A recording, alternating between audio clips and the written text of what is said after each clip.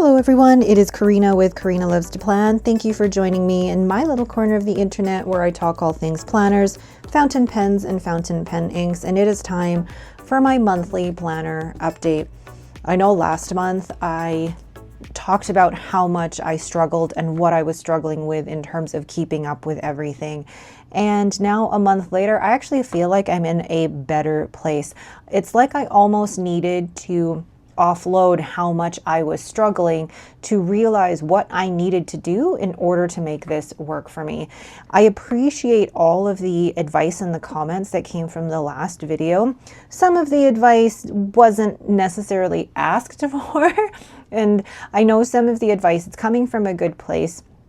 But some of the advice telling me that I should just give up what's not working for me, that's not necessarily what I want to do. It's okay to struggle. That was the whole point of the last video, was to say that it is okay to struggle, especially with something that you really want to make work. Struggle doesn't mean that it's a bad thing. Struggle actually is something that it's okay to feel struggle, especially if we're living in this particular space in our life where things are busy, things come up, and we are not always going to be in the same headspace as we normally are when times are easy for us to keep up with everything. So the whole point of that video was just to basically highlight that struggles do happen in this hobby. That doesn't mean we need to change everything about it. Sometimes it's okay to just work through the struggle and get out on the other side of that. So here I am on the other side of that, basically showing how I'm still working and still trying to progress with how this is going to work for me, because my goal is to make this work for me. I don't want to change this setup, even though there was some advice that just told me to give up some of this if it's not working. It's not that it wasn't working. I was just going through a very busy time. I want this to work for me, and I'm making it work for me. All right, so let's go through each of these again and how I'm making them work for me. So first things first, let's move these out of the way here. And we now have my pen and ink journal and my Zentangle journal. Oh gosh, I already have ink on my fingers. Pen and ink journal. This is not a struggle to keep up with. This one is a fun one for me because this is not one that I have to fill in on a day-to-day basis. This is one that I fill in when I do a currently inked or an ink exploration or anything for YouTube really that I'm keeping track of. So for the month of April, well, actually since then I had done my March currently inked and the progress update, and then I did my April currently inked.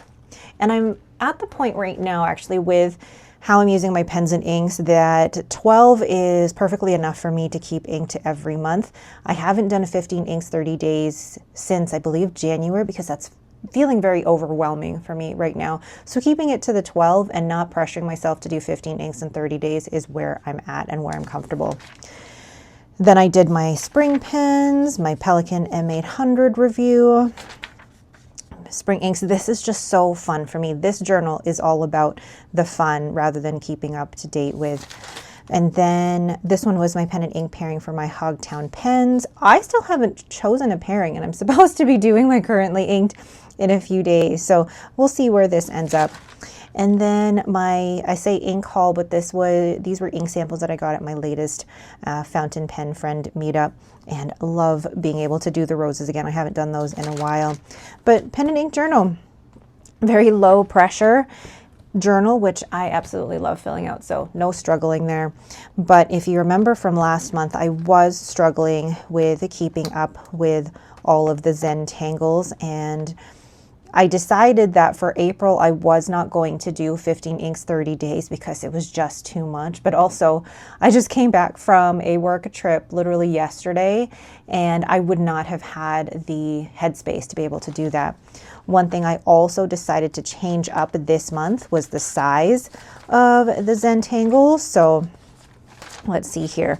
This month, the Zentangles, you could tell the grid, or where I do the grid was more like the pattern was in a 2x2 grid, a very, very small grid.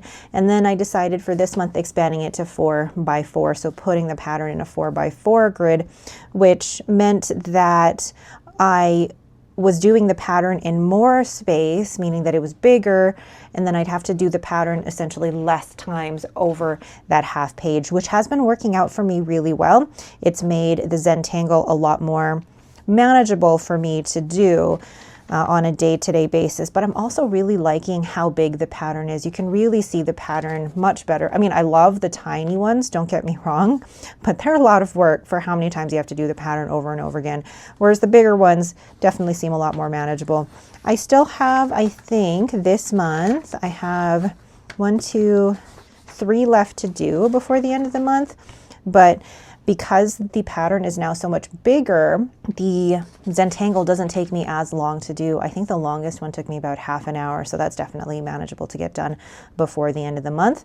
And then I'm going to be putting down my paper swatches and painting the roses in my Me Plus planner. Forgot to mention this. This is the Me Plus passport size planner, which I will show right after this here. But this journal has been fun for me, and I know somebody asked if there was some way that I could change this or stop this actually, but I don't want to stop this. This is, I think, for me, another way that I could use my pens and inks, but also there's something so satisfying seeing the end product of all of these Zentangles, and it's fun for me. I just needed to find a way to make it more sustainable. The tiny grids were definitely not sustainable because it was so small, and then I had to repeat the pattern over and over again.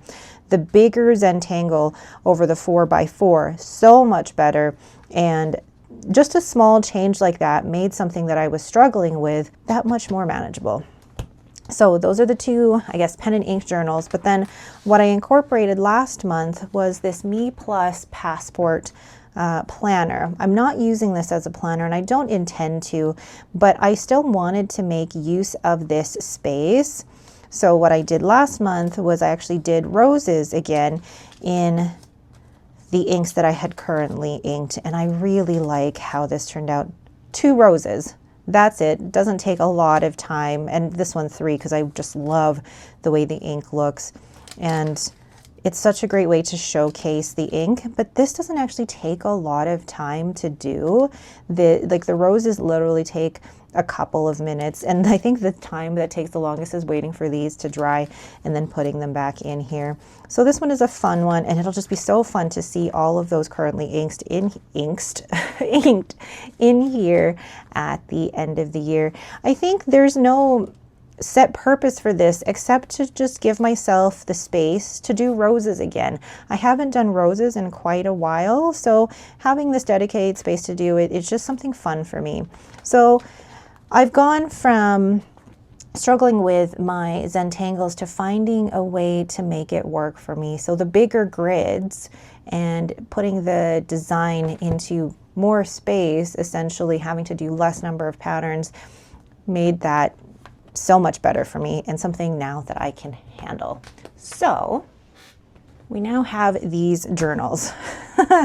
The amount of comments on these specific journals, I understand. I definitely understand, especially when it comes to a platform like YouTube, where certain type of content or anything like that, it kind of feels like I'm not saying anything personal about anyone. This is my process, what works for me. And if it doesn't work for you, then that's absolutely fine. But this is what works for me and what I'm making work for me. So this Q&A a day journal is another 5-year journal, and it's literally 1 sentence a day asking you, what type of person are you? I am a type A, green, blue, yellow, and below the line red.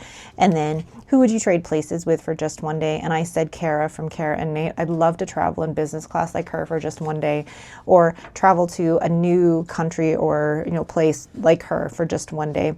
And this one I've been making sure to either do first thing in the morning now or right after work. And it literally takes just a few seconds to write a sentence.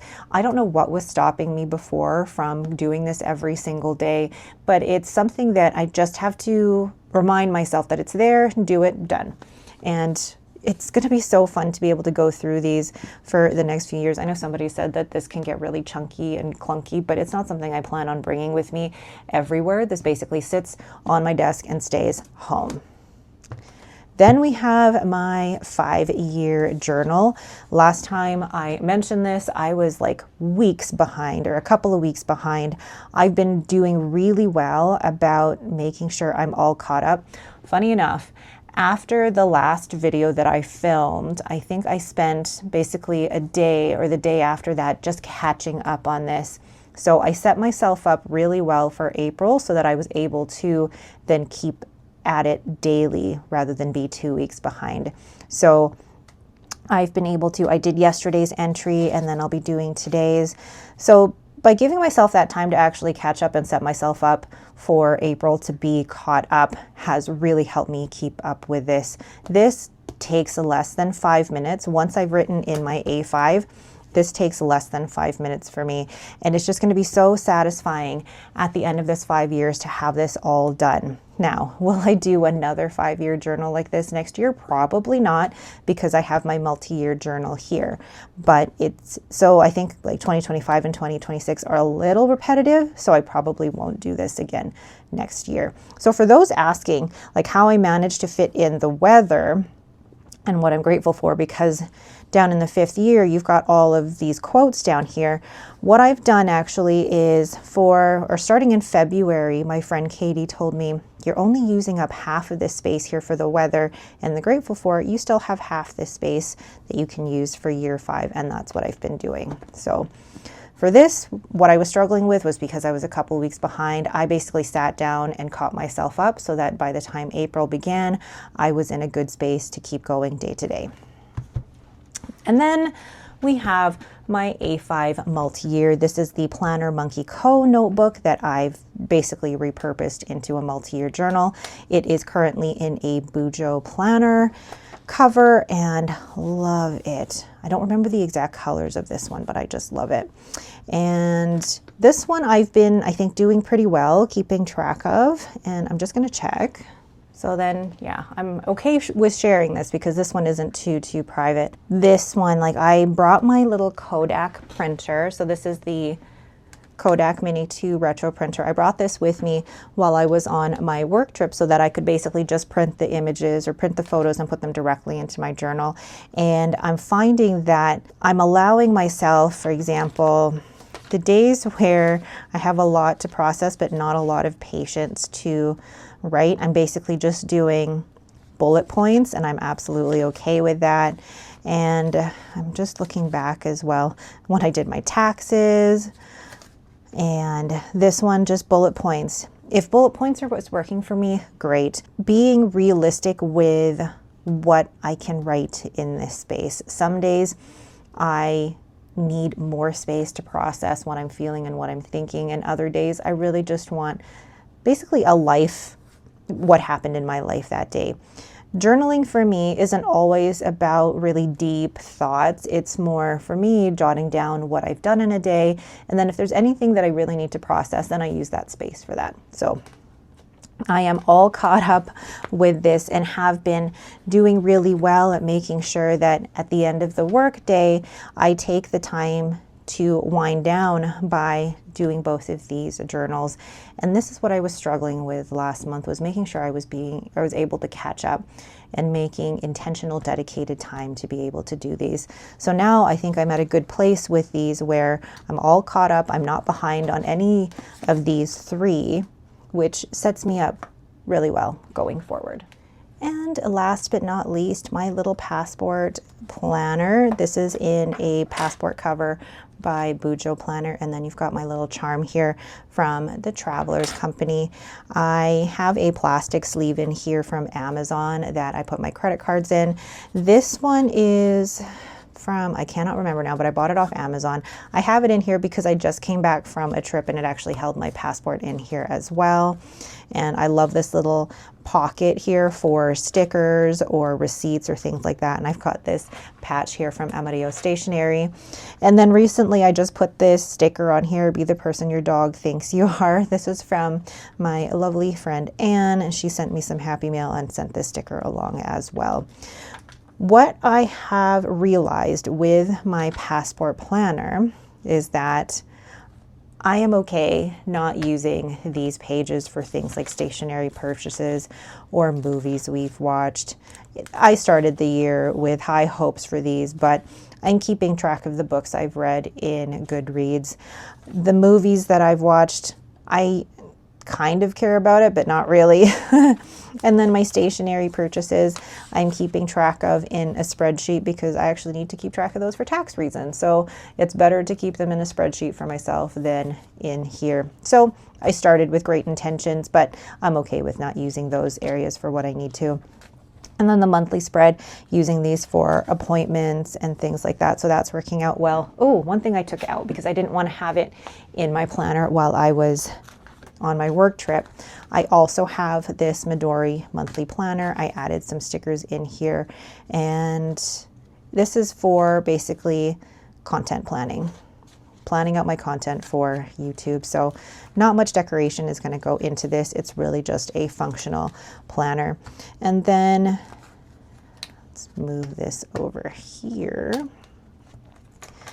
Then in terms of monthlies, let's see here.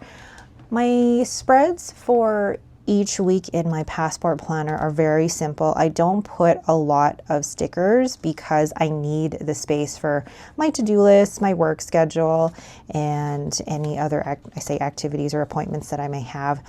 I love these stickers. They are from, I'm going to put the name down on the screen here because I'm going to completely forget. And then more stickers, washi as well.